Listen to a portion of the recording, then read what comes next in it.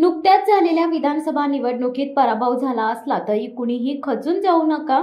मतदारांना पैशांची व अन्य आमिषे दाखवून ही निवडणूक शिंदे व भाजपच्या लोकांनी जिंकली आहे। पण शेवटी विजय हा सत्याचाच होणार असून शिवसैनिकांनी यापुढे जोमाने कामाला लागावे असे आवाहन शिवसेना उद्धव बाळासाहेब ठाकरे पक्षाचे रायगड जिल्हा प्रमुख शिरीष घरत यांनी केले। पनवेल विधानसभा क्षेत्रातील शिवसेनेचे सर्व पदाधिकारी, महिला आघाडी व युवा सेनेचे कार्यकर्ते यांची आढावा बैठक घेण्यात आली। या बैठकीत बोलताना घरत यांनी सांगितले की केवळ पनवेलमध्येच नाही तर महाराष्ट्रातील अनेक मतदारसंघांमध्ये ईव्हीएमचा घोटाळा झाला असून त्यामुळेच आपल्याला पराभवाला सामोरे जावे लागले। मात्र कुणीही या पराभवाने खचून जाऊ नये। आगामी महापालिका व अन्य निवडणुकांमध्ये पूर्ण ताकदीनिशी शिवसेना उतरणार असल्याची ग्वाही देखील शिरीषदादा घरत यांनी दिली। या बैठकीला शिवसेना रायगड जिल्हा सल्लागार शिरीष बुटाला, जिल्हा समन्वयक व निरीक्षक अनिल चव्हाण, उपजिल्हा प्रमुख भरत पाटील, विधानसभा संघटक दीपक निकम, विधानसभा समन्वयक प्रदीप ठाकूर, उपजिल्हा संघटक ॲडव्होकेट प्रशांत अनगुडे,